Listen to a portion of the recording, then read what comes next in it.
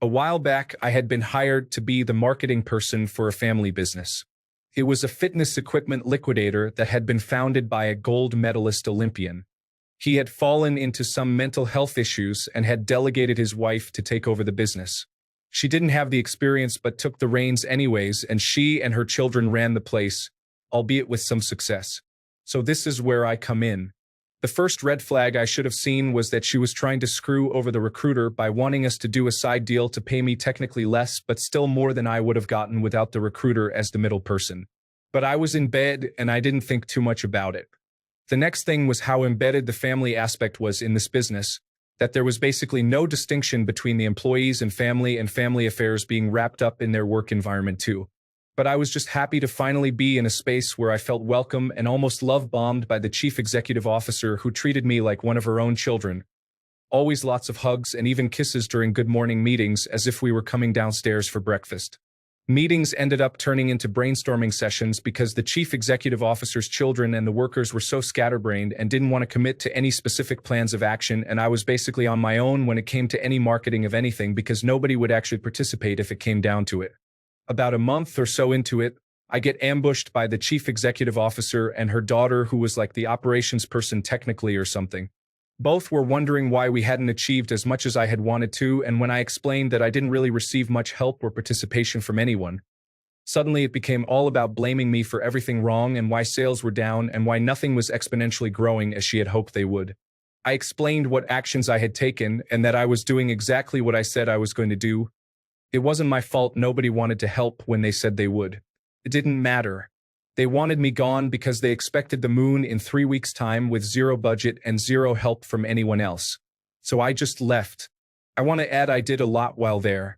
I automated a lot of their processes that they were doing by hand, set up Salesforce and Slack, as well as setting up and handling Zendesk and a ticketing system, and even automating a lot of POS processes so that from card tap to accounting, it was all smooth and seamless, and I made tons of things very efficient for them and improved productivity while there. But none of that mattered, of course. They wanted double the sales from basically social media posting and nothing else. While I was there, I had documented tons of occupational safety and health administration violations. Exposed wires where customers would walk. Americans with Disabilities Act violations, customer safety violations. Forklifts operated with zero certification and no PPE and having employees standing on top of the forks just to reach the warehouse ceiling. With no safety anything. Structural violations. You name it, they did landlord special type fixes and left things in often worse states than before. I made the call and sent occupational safety and health administration photos of what I had documented, which I had only documented in the event of needing to use it. Never actually expected it to come to that. But I did. After talking with them, it was explained to me that there was months-long processes to get actions to be taken, even with evidence. The penalties for the violations I had evidence for were financially crippling fines I knew they wouldn't be able to handle. And after a month of checking every now and then, I got confirmation action was taken. Then a couple months later, I drove past the warehouse/showroom and saw that it was abandoned. Broken letters, overgrown grass in the parking lot, boarded up windows and doors, for lease, all gone and dilapidated. While I was placing those calls, I was also reaching out to my realtor friend who is super good at what she does, saying that we should time it right so after these fines and penalties that she can drop literature off at their door until they're convinced to sell. She didn't do it in time, but she did catch wind that the house had been sold and sold fast. Their website encountered a 404 error, and they basically packed their bags and left. I still can't believe it worked, but sometimes in life we have to accept that we are the karma that someone has coming to them. Geez, that was nuclear indeed.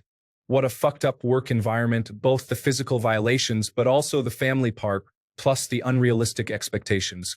She was like a female Andrew Tate, selling these girl boss alpha courses online on her website for her other business.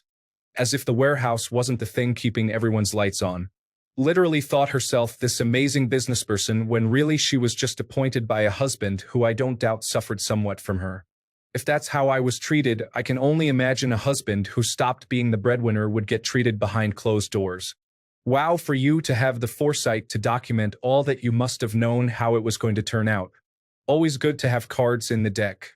I felt like a heel for taking photos of a warehouse manager operating a forklift uncertified while making the teenage employees stand on it with zero safety precautions just to avoid having to access the roof. But honestly, that place was just a nightmare of half-assed fixes and penny pinching in the wrong places. With that kind of an exit, I have to assume they were doing other completely unethical and shady shit. They were. They were so cheap and never paid any bills or let them default, and spent money on the dumbest things, like some $5,000 toilet in the upstairs warehouse restroom, or wanting 10 people to share a single Salesforce license.